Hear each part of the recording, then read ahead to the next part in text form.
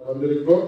கர்த்தர் எங்களை ஆசீர்வதித்து தொடர்ந்து நடத்துவார். இந்த மேன்மை நான்கில மறுபடியுமாய் இன்றைக்கும் ஒரு பாசிட்டிவான செய்தியை கேட்கிறோம். ஆமென் சொல்லுங்க.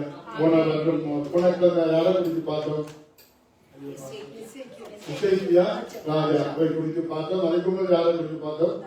தாவீதை குறித்து. தாவீதை கர்த்தர் மேன்மைப்படுத்தினார். இசைக்கியாவையும் தேவன் மேன்மைப்படுத்தினார் என்று பார்த்தோம். இன்றைக்கும் ஒரு மனிதனை குறித்து, இன்றைக்கு கர்த்தர் மேன்மையாக்கின ஒரு மனிதனை குறித்து நாங்கள் வாசிக்க போறோம். நாங்கள் எடுத்துக்கொள்வோம் எஸ்தரின் புத்தகம் எடுத்துக்கொள்வோம். எல்லாரும் எஸ்தரின் புத்தகம் வாசிக்கக்கூடிய பிள்ளைகள் நீங்கள் சேர்ந்து வாசிக்கும்படி உங்களை அன்பாய் கேட்கிறேன்.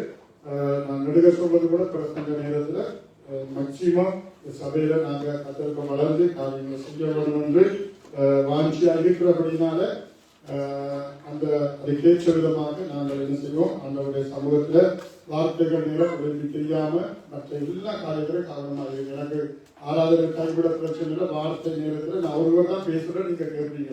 அதனால இந்த நேரத்தில் அமைதியாக இருந்து கர்த்தருடைய காரியங்களை கவனித்துக் கொள்வோம். அந்த மற்ற எல்லாத்தையும் பார்த்துக் கொள்ளுங்க. அப்படின்னு அங்க அந்த வெளிக்காரவை தயவு செய்து கூட்டுங்க, அந்த கதவை கூட்டுங்க சொன்னா அந்த இல்லாதவங்க இந்த காரியங்களை நீங்க சொல்லுவோம். கர்த்தர் நம்மை ஆசீர்வதிப்பார். எல்லாரும் ரெடியா இருக்கீங்களா? ஆண்டோட வார்த்தைகளை நம்ம கேட்போம். எடுத்துக்கொள்வோம். எஸ்தரின் புத்தகம் 10வது அதிகாரம். எஸ்தரின் புத்தகம் 10வது அதிகாரம் 1, 2, 3 வசனங்கள் வாசிப்போம். எஸ்தரின் புத்தகம் பைபிள் வாசிப்பாங்க. ஒரு சிலர் மாறியும் படிக்க அவர்களோட படிப்பா மற்றவர்கள் சேர்ந்து வாசிப்பாங்க. எஸ்தரின் புத்தகம் 10வது அதிகாரம் 1, 2, 3 வாசிப்போம்.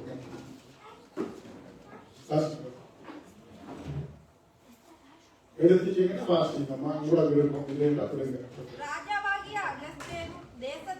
ராஜாவாகிய அகாஸ்வேரு தேசத்தின் மேலும் சமுத்திரத்திலுள்ள தீவுகளின் மேலும் பகுதி ஏற்படுத்தினான். வல்லமையும் பராக்கிரமுமான அவனுடைய எல்லா செய்கைகளும் ராஜா பெரியவனாக்கின மொர்தெகாயினுடைய மேன்மையும் விற்காந்தமும் மேரியா பெர்சிய ராஜாக்களின் நடபடி புஸ்தகங்களில் அல்லவோ எழுதியிருக்கிறது. யூதனாகிய மொர்தெகாய் ராஜாவாகிய அகாஸ்வேருவுக்கு இரண்டாவது ஆனவனும் யூதருக்குள் பெரியவனும் தன் திரளான சகோதரருக்கு பிரியவனுமாய் இருந்ததும் அன்றி தன் ஜனங்களுடைய நன்மையை நாடி தன் குலத்தாருக்கெல்லாம் சமாதானம் உண்டாக பேசுகிறவனுமாய் இருந்தார். கண்களை மூடி நாங்கள் ஜெபம் பண்ணுவோம்.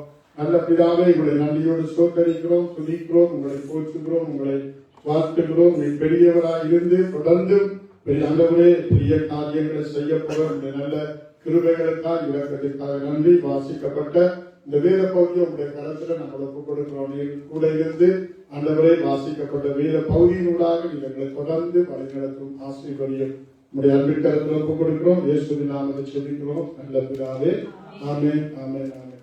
அல்லேலூயா, ஸ்தோத்திரம். திரும்ப இந்த வசனத்தை வாசிக்க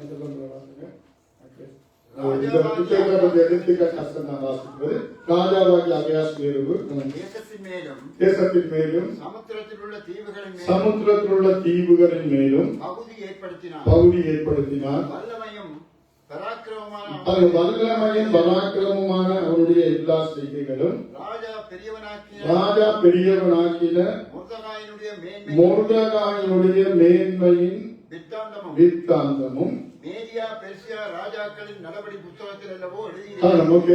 இங்க ஒரு மனிதனை குறித்து நாங்கள் வாசிக்கிறோம். அவருடைய பேர் என்ன?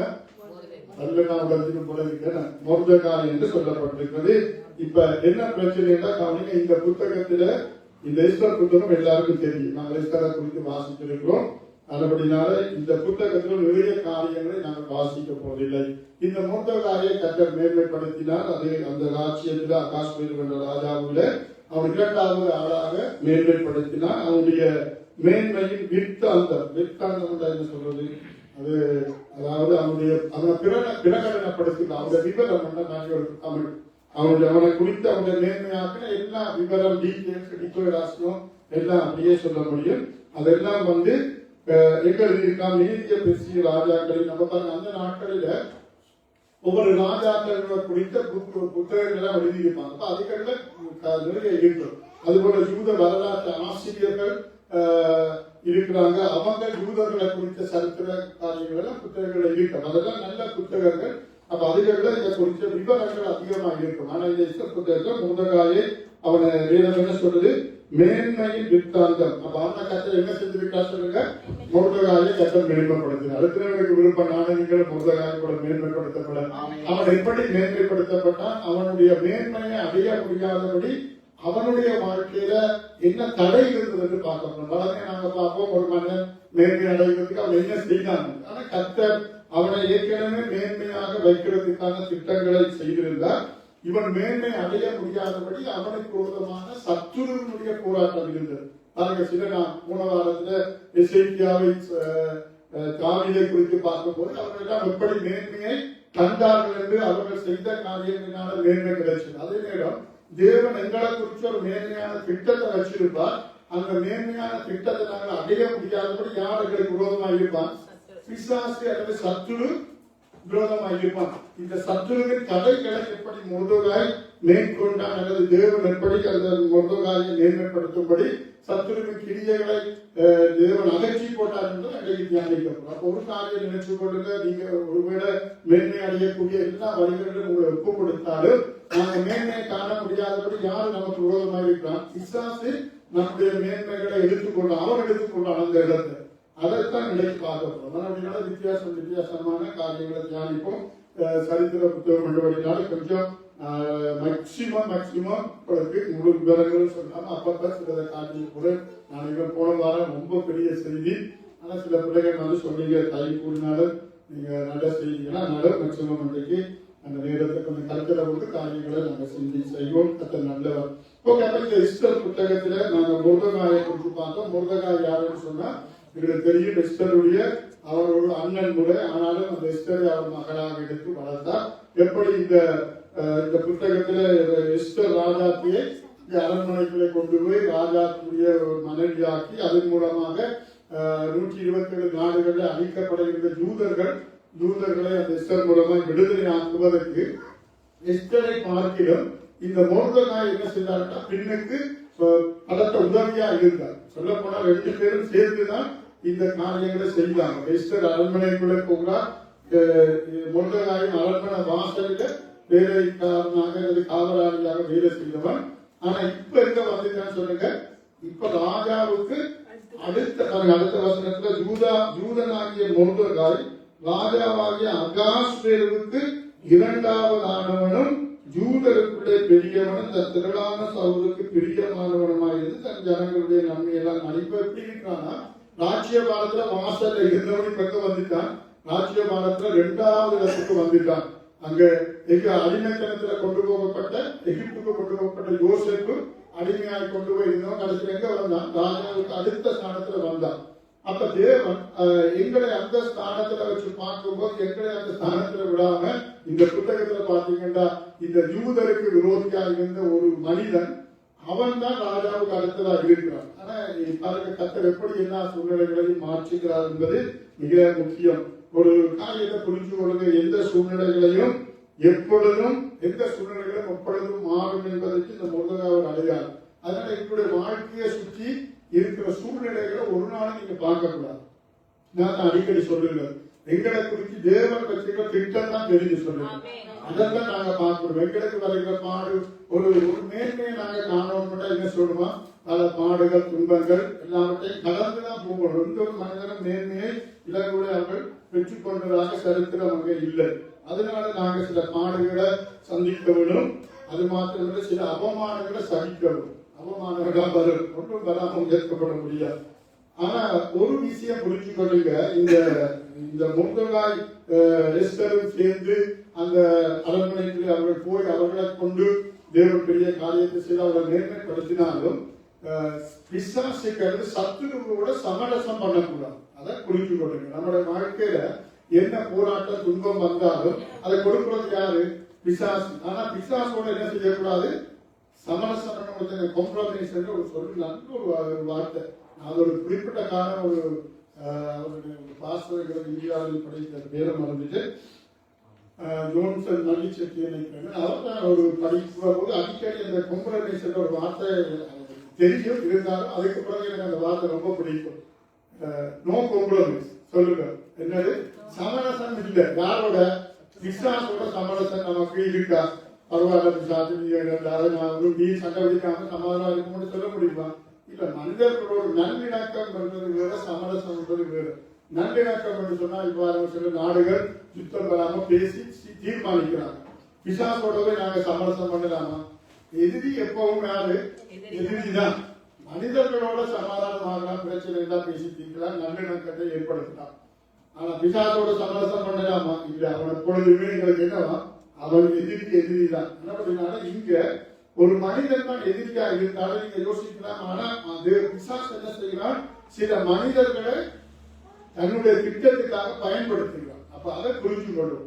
அதனால மனிதர்களை நாங்க வெறுக்கிறதல்ல, ஆனால் அந்த மனிதர்களுக்குள்ள என்ன செய்யலாம்? பிசாசு இருந்து அவர்கள் மூலமாய் தன்னுடைய திட்டத்தை செயல்படுத்துவான். பிசாசு வந்து இப்ப கொம்பு வச்சு கொண்டே நடிக்கிறார் இல்ல. சில மனிதர்கள் மூலமா தான் கர்த்தருடைய சமூகத்துல விரோதம் செய்வான். நெகேமியா அரங்கத்தை கட்டும் போது சன்பல்லாத்து தொபியா என்கிறவர்கள் எழுப்பினாங்க. பிசாசா அவங்களுக்குள்ள அந்த மனிதர்களை பிசாசு என்ன செய்யலாம்? பயன்படுத்தினான். எல்லா இடத்திலும் அப்படித்தான். இந்த எஸ்தர் புத்தகத்திலையும் ஆமான் என்கிற ஒரு மனிதன் எழுந்து இந்த முருதகாயை என்ன செய்யலாம்? அவனுக்கு ஒரு தூக்கு மரத்தை கட்டி எல்லாம் செய்யலாம். நான் அன்றைக்கு எஸ்தர் புத்தகம் சொன்னேன்னா அதை வாசிக்க முடியும். ஆனா இந்த ஆகான் யாரு? இந்த ஆகான் வந்து இந்த முருதகாய்க்கு விரோதமாய் எப்படி எழுப்பினான், அவனுடைய சந்ததி என்ன என்பதை குறித்து கொஞ்சம் பார்க்க போறோம். அப்ப எதிரியை நாங்க இனம் கண்டாதான் என்ன செய்ய முடியும்? எதிரியுடைய பலத்தை அழைச்சாதான் அவனை மேற்கொள்ள முடியுமா? முடியாது. 2 நாடுகள் யுத்தம் செய்வதற்காக என்ன செய்யறாங்க? இன்றைக்கு எப்ப வெடிக்கும் என்ற ஒரு கட்டத்துல இருக்கிறாங்க. எல்லாரும் தங்களுடைய பலத்தை சொல்லிக்கொண்டே இருக்காங்க. அடிக்கடி இந்த செய்திகள் பார்த்து கொண்டே இருக்கு. ஆனா இப்ப இஸ்ரேலுக்கும் அமெரிக்காவுக்கும் சார்பா இருக்கிறவர் எப்பொழுதும் ஒரு செய்தியுமே இருக்கும். அமெரிக்காவை பற்றி புகழ்ந்து கொண்டே இருப்பாங்க. இஸ்ரேலை பற்றி யாரெல்லாம் ஈரானுக்கு விருப்பமோ அவர்கள் ஈரானுடைய பலம் அது இருக்குன்னு அதை தான் சொல்லுவாங்க. எல்லாருமே பக்க சார்பா தான் இருப்பாங்க. நான் அப்படி இருக்கக்கூடாது. 2 எல்லா செய்தியையும் பார்த்து இதுல உண்மை இருக்குன்றதை நாங்க கற்றுக்கொள்றோம். நாங்க ஆண்டோடைய பிள்ளைகள். அப்ப அதனால நாங்க பக்க சார்பாக இருக்க அழைக்கப்படவில்லை. ஆனா என்ன சொல்றேன்? எதிரியோடு சமரசம் பண்ண ஒரு நாளும் நாங்கள் போகக்கூடாது. ஓகே. அப்ப இந்த சத்துருக்கு விரோதம் இந்த புத்தகத்துல உங்களுக்கு என்ன தெரியும்? அதனால இந்த முருதகாய்க்கு விரோதமாக இருந்த ஆமானை குறித்து சில காரியங்களை நாங்க பார்க்க போறோம். நீங்க இதுல பாத்தீங்கன்னு சொன்னா இந்த சத்துருவாகிய இந்த ஆமான் நீங்க பாத்தீங்கன்னா அவன் சாதாரணமான ஆள் இல்லை. அவனோட ராஜ வம்சத்தை சேர்ந்தவன். ஆனா இந்த அகாஸ்வேரு ராஜாவோடு பிசாசு ஒண்ணு அவனை இணைத்துட்டான். இணைத்து அதன் மூலமாக இந்த யூதர்களை அழிக்கிறதுக்கு ஒரு திட்டத்தை இந்த ஆமான் மூலமாக பிசாசு செய்கிறான். இப்ப எங்களுக்கு குறிச்சும் கர்த்தரோட மேன்மையான திட்டம் பெற்றாங்க. யூத ஜனங்களை கர்த்தர் நேசித்தார் இல்லையா? அவர்கள் அவருக்கு விசேஷித்த ஜனங்கள். இன்றைக்கு நான் நீங்கள் இந்த உலகத்துல எவ்வளவோ மேன்மையான மக்கள் இருந்தாலும் இயேசுவின் மூலமாக ரட்சிப்பை பெற்ற தேவனுடைய பிள்ளை. அது எங்களை குறித்து அவர்களோட மேன்மையான திட்டம் இருக்கா இல்லையா? இருக்குது. ஆனா இந்த திட்டத்தை அழிக்கிறதுக்கு பிசாசு என்ன செய்வான்? எங்களுக்கு விரோதமா அவனும் காரியங்களை செய்கிறான். அப்ப அவன் குறைஞ்சு ஆள் இல்லை, அவன் லேசான ஆள் இல்லை. ஆனா எங்களுக்கு தேவன் அவனை பார்க்கிறது எப்படிப்பட்டவர்? பெரியவராக இருக்கிறதுனால அவனுக்கு ரகசியமான திட்டம் அவன் செய்யும் போது எங்கள் தேவன் அதை பார்க்கிறது பெரியவர். அவன் சொல்றாங்க. அதனால நாங்க இதெல்லாம் கடந்து போகவும் அந்த சத்தினுடைய பலத்தை அறிந்து அதுக்கு விரோதமா செயல்படுகிறதுக்குரிய தேவ ஞானம் எங்களுக்கு இருந்தது. நாங்க வெற்றிய மேன்மையை காணலாம். சும்மா மேன்மை கிடைக்காது. அதனால இந்த இவனை குறித்து நாங்க காரியங்களை செய்வோம். உண்மையா பார்க்க போனா பிசாசு இந்த ஆகானை குறித்து நாங்க கொஞ்சம் பார்க்க போறோம். இதுக்கு குறித்து பார்க்க நிறைய தியானிக்க போறோமா? இல்ல. அப்படின்னா அவன் எங்கிருந்து வந்தவன், எப்படி செயல்படுகிறான் சில விஷயங்கள் எங்களுக்கு தெரிஞ்ச மாற்றம் தான் அந்த முருதகாயை போல நாங்க செய்யலாம். எங்களை குறித்து தேவனுடைய திட்டத்துக்கு இருக்கிற எதிரி வந்து பிசாசு. எங்களுக்கு தெரியும். அங்க ஒரு பேருல நாங்க பாக்குறோம். அவனுக்கு என்ன இருக்காங்க? கொஞ்சம் காலம் இருக்குன்னு சொன்னபடினால கட்சிக்கிற சிங்கத்தை கூட இவனை விடுங்கலாம் என்றால் தேவன் எங்களை குறித்து வருகின்ற திட்டத்தை உணர்ச்சி நொறுக்கி கத்தரங்களுக்கு வச்சுக்கிற வேணுங்க அவன் எடுக்கிறதுக்கு தீர்மானிக்க நாங்க ஜாக்கிரதையா ஞானமா இருக்கணும். அதனால அடிக்கடி ஒரு சொல்ற சின்ன சின்ன விஷயங்கள்ல ரொம்ப கவனமா இருக்கிறதுனால எங்களுடைய அழைப்பு மேன்மை எல்லாம் நான் இழந்து போறதுக்குரிய ஒரு வாய்ப்பு நமக்கு வந்து ரொம்ப கவனமா நாங்க இருக்கோம். இந்த எஸ்தர் புத்தகம் கிட்டத்தட்ட கிறிஸ்துவுக்கு முதல் ஒரு 465 500 ஆண்டுகள் எழுதப்பட்ட புத்தகம். அது உங்களுக்கு தேவை நான் சொல்றேன். சரி, இப்ப நாமான குறிச்சு பார்ப்போம். அதாவது சத்துருவ குறிச்சு பிரசங்கம் அல்ல, அவன் எங்கிருந்து வந்தவன் எப்படி செயல்படுகிறான் என்று இந்த ஆமானை குறித்து. ஆமான் ஒரு மனிதன் தான். ஆனா அவன் இந்த புத்தகத்துல பாத்தீங்கன்னா அவன் ஒரு தேவன் விரும்பாத ஒரு ஜாதியிலிருந்து வந்தவன். அந்த ஜாதிகளை முழுவதும் அழிக்க வேண்டும் என்று கர்த்தர் ஆதியாகமத்தில இருந்து அவனுக்கு அந்த இனத்தை குறித்து ஒரு திட்டம் பெற்றிருந்தார். அதை கொஞ்சம் சொல்லி பார்க்க போறோம்.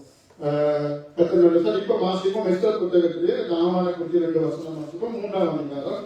நீங்க படிக்கிறவங்க படிக்கணுமா, வேற யாரும் படிக்க செல்வம் வேற வாசிப்போம், பிரச்சனை இல்லை. எல்லாரும் எடுத்து புலவிடும் பிரச்சனை, நீங்க புலவிட்டு நான் திருப்பி வாசிப்பேன். 3ஆம் அதிகாரத்துல 1ஆம் வசனம் வாசிங்க. எஸ்தர் புத்தகத்துல 3ஆம் வசனம். 3ஆம் அதிகாரம் 1ஆம் வசனம். இந்த நடவடிக்கைகளுக்கு பின்பு ராஜாவாகிய அகாஸ்வேரு அம்மெதாத்தாவின் குமாரனாகிய ஆகாகியனை மேன்மைப்படுத்தி தன்னிடத்தில் இருக்கிற சகல பிரபுகளுக்கும் மேலாக அவனுடைய ஆசனத்தை உயர்த்தி வைத்தார். அடுத்த வசனம் கூட வாசிக்கிறோம். ஆகையால் ராஜாவின் அரண்மனை வாசலில் இருக்கிற ராஜாவின் ஊழியக்காரர் எல்லாரும் ஆமானை வணங்கி நமஸ்கரித்து வந்தார்கள். அவனுக்கு இப்படி செய்ய வேண்டும் என்று ராஜா கட்டளை இட்டிருந்தார். மொர்தெகாய் அவனை வணங்கவும் இல்லை. அப்ப இங்கே நீங்க பாருங்க, இதுல இந்த ஆமானை பாருங்க என்ன நடக்கலாம். அந்த ஆகாகியனாகிய ஆமானை யாரு மேன்மைப்படுத்தினது? அவனுக்கு மேன்மை கிடைக்கல, மேன்மையை கொடுத்தான். அவனுக்கு தேவன் அவனை மேன்மை படுத்தினார். அதாவது இந்த ராஜா அவன் மேன்மைக்கு உரியவன் கிடையாது. ஆனா ராஜா என்ன செய்யறாரு? ஆகானை மேன்மைப்படுத்தி அவனை எல்லாரும் யார வணங்குவாங்க? விக்கிரகத்தை தான் வணங்குவாங்க, கடவுளை வணங்குவாங்க. அப்ப இங்க ஆமான வணங்கணும் சொல்லி பார்க்கும்போது அவன் என்ன எப்படிப்பட்டவன்? அவனோட சத்துருவா, அவனுடைய இனம். அதனால அந்த ராஜா ஆமான எங்க வச்சிருக்கான எல்லாருக்கும் மேலாக.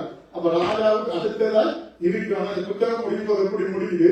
இந்த புத்தகம் முடியும் போது தலையா முடியுது. அதனால கவனிங்க, இன்றைக்கு நாங்க இருக்க வேண்டிய மேன்மையா பிசாசு என்ன செய்யலாம்? ஒருபடி அவன் எடுத்து போட்டு அதை பார்த்து சிரிக்கிறான், நல்லாட்சி பண்ணல, அவமானப்படுத்துறான்.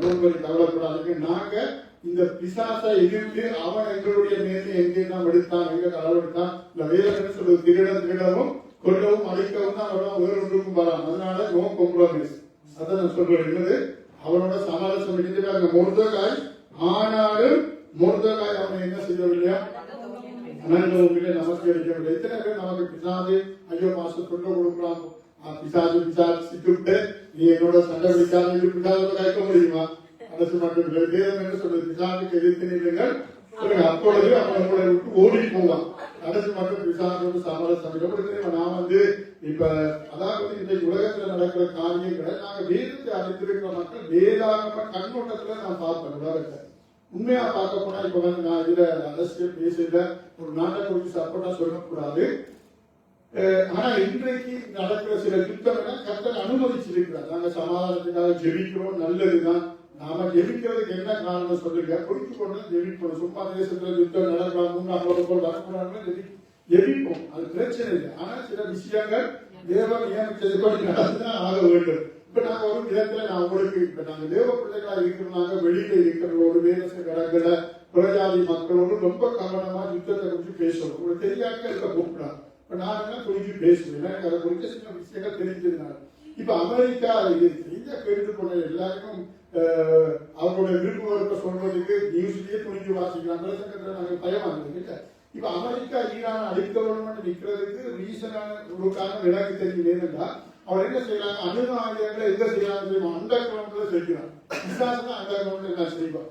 ஏன் அமெரிக்கா ஒரு நாடு அதெல்லாம் செய்ய அனுமதிக்காம அதை லிமிட் பண்ணவனும் அணு ஆயுதம் சொன்னா அவன் அணு ஆயுதத்தை போட்டு உலகத்தை என்ன செய்வான்? அழிக்க அவனால முடியும். விசாரணை அழிப்பான். அது ரெண்டாவது அமெரிக்கா அவர்களோடு இப்ப யுத்தம் எல்லாம் செஞ்சுட்டு பேசிக்கொண்டே இருக்கிறாங்க. இதெல்லாம் நீங்க குறையுங்க. மற்ற உலகத்தில் இருக்கிற முழு தீவிரவாத அமைப்புக்கும் உதவி செய்வது ஈரான்.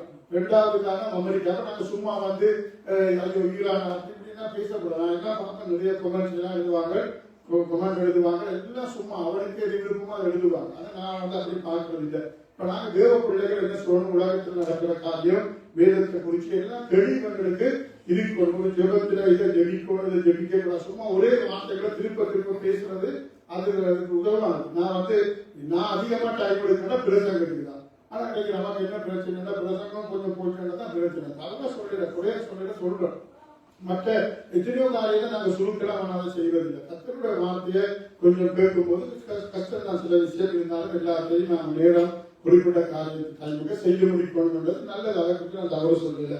அது போல நாங்க வேதத்தை ஒரு நாளைக்கு ஒரு அதிகாரம் படிக்கிறோம், 2 அதிகாரம் படிக்கிறோம், 10 அதிகாரம் படிக்கக்கூடாது. நேற்று ஒரு பாஸ்டர் மெசேஜ் நான் சொல்றேன், நான் ஒவ்வொரு நாளும் குறைஞ்சது 18 அதிகாரம் படிக்கணும். ஐயோ பாஸ்டர் 18 அதிகாரம் படிக்க ஒரு மாதிரி 20 படிக்கலாம், 30 படிக்கலாம், செய்யக்கூடாது இருக்காரு செய்யலாம். கர்த்தருக்காக செய்வதற்கு லிமிட் கிடையாது, எல்லாரும் செய்யலாம். ஓகே, அது அப்படின்னால இங்கே கிட்ட போயிடுறேன். ஓகே, செய்யக்கூடாது யுத்தம். அப்ப அதனால கவனிங்க. அப்ப சில ரீசன் இருக்கிறது. அப்ப இங்க இந்த ஆமான குறிச்சு, இந்த ஆமானுடைய இனத்தை குறிச்சு, அவர்களுடைய அந்த சந்ததியை குறிச்சு ஆண்டவர் எங்கேயுமே இறக்கம் வைக்கிறது. எனக்கு ரொம்ப ராத்திரி இதுக்கு பார்க்கும் போது ஆண்டவர் நீங்க அப்படி இறக்கம் இல்லாதவரா அப்படின்னு ஆண்டவரை யோசிக்கும் போது அவர் இறக்கம் உள்ளவர் தான். ஆனா நான் அதான் சொல்றேன், அவருக்கும் என்ன இல்லை, நோ காம்ப்ரமைஸ். அவருக்கும் அது இல்லை, அவருக்கு சமரசம் கிடையாது.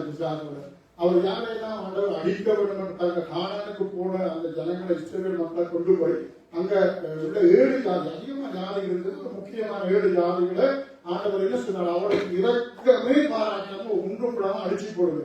கொஞ்சம் பேரை வச்சிருந்தாரு, அவங்க போய் யுத்தம் பண்ணி அவங்களுக்கு மூலமா அவங்களுக்கு உபத்திரவம் வரும்போது அந்த தங்களை காத்து கொள்றது. ஆனா எங்கேயுமே ஆண்டவர் இறக்கம் வருது.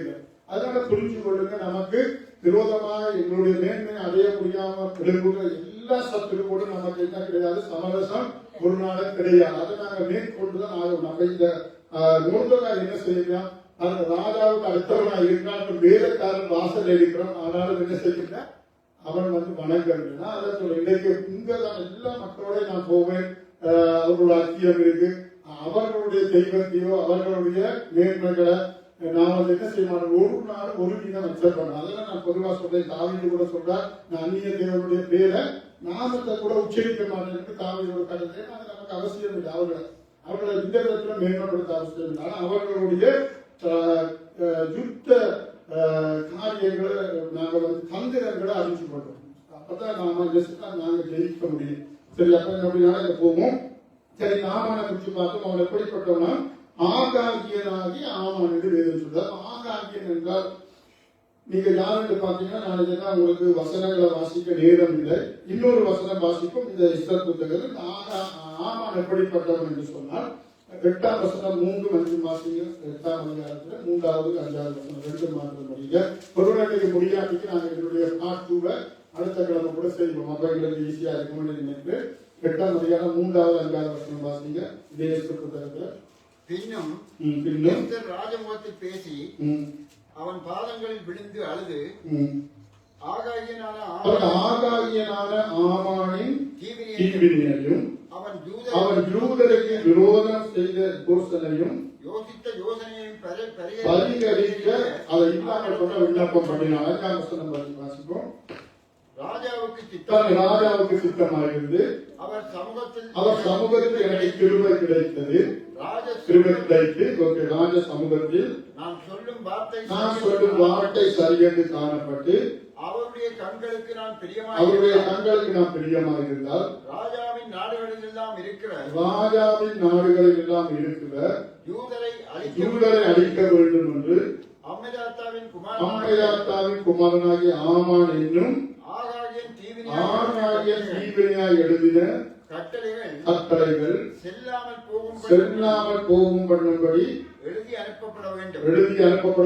இந்த ஆமான் எப்படிப்பட்டவனா, இந்த யூதரை அவன் என்ன செய்யறானா, அழிக்க வேண்டும் என்று தீவினை செய்கிற ஒரு மனிதன், அவருக்கு விரோதம் செய்கிற மனிதனாய் 127 நாடுகளை அன்றைக்கு அகாஸ்வேரு ராஜா ஆண்ட அந்த இடத்துல இருக்கிற எல்லா யூதரையும் அழிக்கும்படி கீழே நீங்க போய் பாத்தீங்கன்னா ராஜாவுக்கு அடுத்ததான் இருக்கிற அப்படின்னால இவர் ராஜாவுக்கு என்ன செய்யறான், கடிதம் வாங்கி ராஜாவுடைய கையொப்பம் முத்திரையெல்லாம் வாங்கி நிருபர்கள் எல்லாம் எழுதி அனுப்பிட்டார். யோசிச்சு பாருங்க. அப்ப இந்த யூத மக்கள் யாரு? தேவன் நேசித்த மக்கள். அவர்கள் விழுந்து போனாங்க, தவறினாங்க. ஆனாலும் கர்த்தர் என்ன செய்தார்? அவர்களை தேவன் ஆசீர்வதித்து தான் இருக்கிறார். அவர்களுடைய கீழ்ப்படியாக நாங்கள் ரட்சிக்கப்பட்டிருந்தாலும் மகா உபத்திரவத்தின் காலம், உபத்திரவ காலம் 7 வருஷத்துல யூதர்கள் அந்த ஒரு ரட்சிப்பை வச்சிருக்கிறார். நீங்க எல்லாம் நாளை நீங்களும் அப்படியே 100 பசுத்தமானதா இல்ல. ஆனா அவர் இயேசு தம்முடைய ரத்தத்தினால எங்களை கழுவி மீட்டதுனால நாங்க செய்த தவறுகளை குறைவுகளை அப்பப்பங்களை மன்னிக்கிறோம். அதனால அப்படித்தான் யூதர்களை பண்ணார். அதுக்காக ஒரே யூதர்களை அழைத்து விடுறதுக்கு ஆண்டவரும் பண்ணுவாரா? கடைசி மட்டும் இல்ல. அப்ப இந்த ராமான் வந்து ஒரு பிசாசுக்கு ஒப்பனையான மனிதர். எங்கேயெல்லாம் 127 நாடுகள் இருக்கிற முழு யூதரையும் அழிச்சுட்டு தான் அன்றைக்கு யூதர்களுடைய சந்ததியே இல்லாமல் போயிருக்கும். அப்ப பிசாசு தேவ ஜனங்களுக்கு விரோதமா என்ன செய்யலாம்? அவர்களை அழிக்க வேண்டும் என்று வகை தேடி சுற்றி திரிகிறதுனால அழிக்கிறாங்க. அவருடைய மேன்மையை அவன் தான் எடுக்கிறதுக்காக பிரயாசமாக இந்த ஆமான் ஒரு சத்துருவுக்கு ஒப்பாக சொல்லப்பட்டிருக்கிறது. சத்துருவாகிய என்று சொல்லி அங்கே ஒரு 3:10 வாசிக்கிறா. 3:10 3:10 சத்துருவிடம் அப்பொழுது ராஜா தன் கையில் இருக்கிற தன் மோதிரத்தை கலச்சி எல்லா இடத்திலும் அதை ஆகாகியனாகிய அம்மெதாவின் குமாரனும் அந்த யூதரின் சத்துருவுமாகிய ஆமானிடத்தில் கொடுத்தார். அப்ப எல்லாம் கொடுத்து அடுத்த வருஷத்துல உன்னுடைய இஷ்டப்படி எல்லாம் செஞ்சிருக்காங்க. இந்த உலக ராஜாக்களை பாருங்க. இவன் அகாஸ்பருக்கு பிசாசு கிடையாது. இந்த உலகத்தை ஆடுகிற ஒரு ராஜா. ஆனா அவர்கள் பல ராஜாக்கள் என்ன செய்யறாங்க? பிசாசின் திட்டத்தை நிறைவேற்றவர்களா இருக்கிறாங்க. உலகம் அவருக்கு சொல்றது. அதெல்லாம் சில நாடுகளுக்கு விரோத மக்கள் யுத்தம் செய்து அவங்க பெரிய ஆக்கள். இந்த அகாஸ்பருக்கு பெரிய ராஜா. ஆனா எங்கேயோ இருக்க பிசாசின் மகனை கொண்டு வந்து எங்க வச்சுட்டு ஆகாதினை கொண்டு வந்து அகாஸ்பருக்கு அவனை மேன்மைப்படுத்தி என்னெல்லாம் விருப்பமோ அடுத்த வருஷம் வாசிங்க மட்டும் விளங்கும். ஆமானை நோக்கி அந்த வெள்ளியை நீ வைத்துக்கொள். அந்த ஜனத்துக்கு இஷ்டப்படி கொலை செய்தாலும் சரி, என்ன செய்யலாம், யார் செய்வானு, இதை யார் செய்வான்? பிசாசு. அப்ப இந்த பிசாசின் மகனுக்கு துணை போற ராஜாக்களுக்கு உலகத்துல கொடுத்த நாடுகளுக்கு விரோதமாக தலைவர்கள் யுத்தம் பண்ண யோசிக்கிறாங்கன்னா அவர்கள் பிசாசின் தலைவர்களாய் பிசாசுக்கான ஆளுகை செய்யப்பட்ட உலகத்தை அழிக்கிறதுக்காக பல நாடுகள்ல போய் அங்கங்க பள்ளிக்கூடத்துல ஸ்கூல்ல அல்லது வேற பொது இடங்கள்ல போய் துப்பாக்கி வாசிக்கிறீங்க. அமெரிக்காவில நிறைய செய்வாங்க. ஒரு பொது இடத்துல போய் ஒரு நாள் துப்பாக்கி ஆஸ்திரேலியாவில் நடந்துச்சு.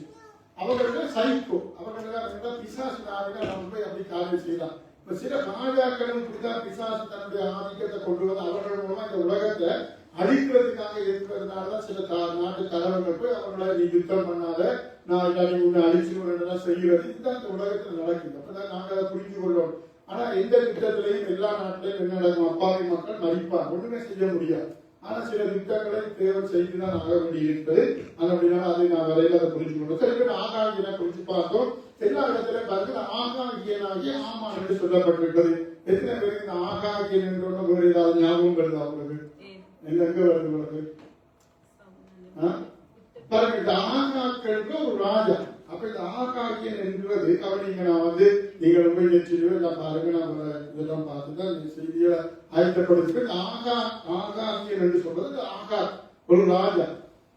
இதெல்லாம் யாருன்னா ஒரு பேர் இல்லை. ஆகாக் என்பது ஒரு ராஜாவுடைய பேர் இல்லை. இப்ப பாருங்க, ஏரோது என்றால் ஒரு ராஜாவா இல்லை. ஏரோது என்பது ராஜாக்களுக்கு கொடுக்கப்பட்ட ஒரு பெயர். அது போல பார்வோன் என்கிறது எகிப்தில் இருக்கிறது. எல்லா ராஜாவுக்குமே பார்வோன் தான். நான் சொல்ற ராஜராஜ சோழன் வம்சம் எழுதுகிற தமிழ்ல இருக்கிறது போல பண்டார வண்டியனுடைய சந்ததி பல தீர்வுகள் தான் இருக்குது ஒரு காலத்தில். ஆகாகியன் என்று சொல்லுகிறது ஒரு ராஜாக்களை அழைக்கிற பேர். யாரு சொன்ன ஒரு அமெரிக்கியர். அப்ப இவர்களோட அமெரிக்கிய இனத்தில அந்த ராஜாக்களை எப்படி சொல்லுவாங்க? எல்லாரையும் ஆகாகியன் தான் சொல்லுவாங்க. அப்ப இந்த ஆமான் யார சொல்லுங்க? ஒரு ராஜ வம்சத்தை சேர்ந்தவர். சும்மா பிசாசு நாங்க நான் என்ன சொல்லுவேன் அவனை மேம்படுத்தவில்லை. நாங்க ஒரு பெரிய தேவன் தான் இருக்கும்போது பிசாசு எங்கே விழுந்தவன் அவர்களுக்கு எல்லாம் விழுந்தோம். அவனும் அங்க தேவ தூதர்களை கூட இருந்தவர். சரியா கபிரியரை கூட மிசாவேரை கூட அவங்களோட இருந்த ஒரு மனிதன். சும்மா அல்ல, அவன் வல்லமை இருக்குது. அது பிரச்சனை. தேவன் அதை பார்த்து சர்வ வல்லமை உள்ளவர். அதனால நம்மோட இருக்கிற சத்து எங்களை விட இயேசு சிலுவையில அவனுடைய எல்லா வல்லமையும் உரிவிச்சார். ஆனா பழைய பாட்டு காலத்துல அவன் வல்லமை உள்ளவனாக காரியங்களை செஞ்சான், நிலைகளை அழிச்சான். சரி, அப்ப இந்த ஆகாகிய ஆமான் வந்து எல்லாம் என்ன செய்யலாம் செய்யறவனா இருந்தால் இப்ப நாங்க என்ன செய்ய போறோம் இந்த ஆமான் இந்த ஆகாகிய சந்ததி எங்கிருந்து வந்தது எந்த இனத்திலிருந்து வந்தார்கள் இந்த இனத்தை குறித்து தேவன் வச்சிருந்த சித்தம் என்ன திட்டம் என்னன்றதை கொஞ்சம் பாருங்க எல்லாம் வந்து சில வசனம் சொல்றேன் நீங்க நோட்ஸ் எடுக்கிறீங்க நீங்க எல்லாம் நோட்ஸ் எடுக்கணும் கண்டிப்பா நோட்ஸ் எடுக்கணும் அப்பதான் ஊழியர்களுக்கு வர முடியும் நோட்ஸ் எழுதி கொடுத்து இப்ப நாங்க சீக்கிரம் என்ன செய்வோம் நாங்க வந்து ஒன்று சாமியல் புத்தகத்துக்கு போவோம் ஒன்று சாமியல் புத்தகத்துல ஆண்டவர் நான் சுருக்கமா சொல்லிக் கொண்டு போறேன் சவுலை என்ன செய்தார் ஆண்டவர் ராஜாவாக அழைத்து சாமுவேலை கொண்டு அபிஷேகம் பண்ணி எல்லாம் செய்து அவர் என்ன சொல்றாரு நீ போய் அமலேக்கியரோடு யுத்தம் பண்ணு சொன்ன போது அவன் என்ன செய்யலாம் சொல்லுங்க அவன் யுத்தம் செய்து எல்லாம் செய்தான் ஆனா ஆண்டவர் சொல்றான் எல்லாரையும் மணி ஆடு மாடு அங்க உள்ள பிள்ளை கோழி பயிர் வகை இல்லை ஆனா அவன் என்ன செய்தான் ஆடு மாடுகளையும் எல்லாத்தையும் கொண்டு வந்து அந்த ராஜாவையும் உயிரோட கொண்டு வாங்க ஏன்னா சும்மா தன்னை சும்மா என்ன சொல்லுவாங்க சோப்பு காற்று தான் பந்த காற்று காக்களுக்காக கொண்டு வாங்க சரி இந்த 1 சாமுவேல் 15 1-2 வாசிங்க சீக்கிரமா 1 சாமுவேல் அப்படியே இதுல நீ இந்த புத்தகம் இப்ப வர மாட்டேன்னு 1 சாமுவேல் 15 1-2 வாசிங்க பின்பு சாமுவேல் சவுலை நோக்கி இஸ்ரவேலராகிய தம்முடைய ஜனங்கள் மேல் உம்மை ராஜாவாக அபிஷேகம் பண்ணுகிறதற்கு கர்த்தர் என்னை அனுப்பினாரே இப்போதும் கர்த்தருடைய வார்த்தைகளின் சத்தத்தை கேளும் சேனைகளின் கர்த்தர் சொல்லுவது என்னவென்றால் இஸ்ரவேலர் எகிப்திலிருந்து வந்தபோது அமலேக்கு அவர்களை வழிமறித்த செய்தியை கர்த்தர் எங்களுக்கு விரோதமா பிசாசு செய்திருந்தா திட்டத்தை அவர் மனசுல வச்சிருக்கிறார் எங்களுக்கு விரோதமா யாரெல்லாம் எதிர்க்கிறாங்க யாரை கொண்டுதான் கர்த்தர் எங்களுக்கு விரோதமா பிசாசு செய்து தேவன் எல்லாம் வச்சிருக்கிறார் அவர் என்ன மனசுல வச்சிருக்கோம் என்ன அர்த்தம் நாங்க பழி வாங்குறது வேற சொல்லி நாங்க பழி வாங்கக்கூடாது யாரு பழி வாங்குறது கர்த்தர் சொன்னா எனக்கு புரியாது நாம பழி வாங்குறதுல தேவன் எங்களுக்கு விரோதமா யார் என்ன செய்வார்களோ அதெல்லாம் கர்த்தர் பார்த்துக் கொள்வார் அதனால சத்துருக்களுக்கு முன்பாக எங்களுக்கு ஒரு பந்திய ஆயத்தப்படுத்தி எங்களை உயர்த்துகிறார் அதெல்லாம் மனசுல வச்சிருப்பாங்க நீங்க நினைக்காது நாங்க செய்வது நல்லதையும் அன்பின் பிரயாசத்தையும் அவர் மறந்து கொடுக்கிறதுக்கு என்ன இல்லை அநீதியுள்ள தேவன் இல்லை நமக்கு விரோதமா யாரெல்லாம் எழுப்பினார்களோ அவர்களுக்கு ஒரு நாடு அவர் வச்சிருக்கிறார் அவர் எல்லாம் சரியா செய்வார் கூட்டி பார்த்தா சினிமா படத்துல சொன்ன பிரச்சனை கணக்கு எப்படி இருக்கும் ஆண்டோட கணக்கு சரியா இருக்கும் அவர் எங்க இருந்து முடிப்பார் என்பது அவருக்கு எல்லாமே தெரியும் அவர் என்ன செஞ்சு கொள்வார் அப்ப என்ன செய்யறாரா இப்போது நீங்க மனதை வைத்திருக்கிறேன் இப்போது நீ போய் அமலேக்கை மடங்கடித்து அவனுக்கு உண்டான எல்லாவற்றையும் சங்கரித்து வைக்காமல்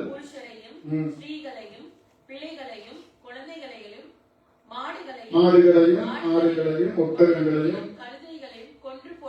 பார்க்கும் போது நான் ஒரு அன்பில்லாத மாதிரி இருக்க நாடு மாடு என்ன செஞ்சு வாய் பேசாத ஜீவன் ஊர்ல சொல்றது என்னது வாய் பேசாத ஜீவன் சிலது வாய் பேசாத ஜீவன் தான் எல்லாத்தையும் ஆண்டவர் ஒட்டுமொத்தம் அழிச்சு அப்படியே ஆண்டவர் அந்த அந்த அமெரிக்கிய குறிச்சு அவ்வளவு நான் வாசிச்சு பார்த்ததுல மற்ற காணானிய இனம் எல்லாம் ஆண்டவர் வெறுத்தாடு இந்த அமெரிக்கிய குறிச்சு பல இடத்துல திரும்ப இந்த பிரதனைக்கு தான் நீங்க நாளைக்கு தான் போவீங்க செய்ய முடியாது அதனால அவ்வளவு வெறுத்தார் நான் வசனம் வாய்ச்சேன் ரொம்ப அப்படி வசனத்தை பிரசனம் வாய்ச்சப்படுறதுனால எவ்வளவு கற்றுக்கொள்றோம் அப்ப நாங்க ஆண்டவர் அதைத்தான் சொல்றோம் ஆண்டவருக்கும் யாரெல்லாம் தேவ சனங்களுக்கு எதிரியா இருக்கிறாரோ அவர்களுக்கு கர்த்தரும் எதிரிதான் அதை நடக்கக்கூடாது அப்படியெல்லாம் செஞ்சாங்க இவனுக்கு ஒரு யுத்தம் பண்ணினா ஆனா கடைசியில் என்ன செஞ்சுட்டாங்க இதெல்லாம் நான் வாசிக்க நேரம் இல்லை ஆனா சாமுவேல் என்ன கடைசியை சொல்லுகிறாருன்னு பார்ப்போம் இப்படியெல்லாம் அவர் செஞ்ச போது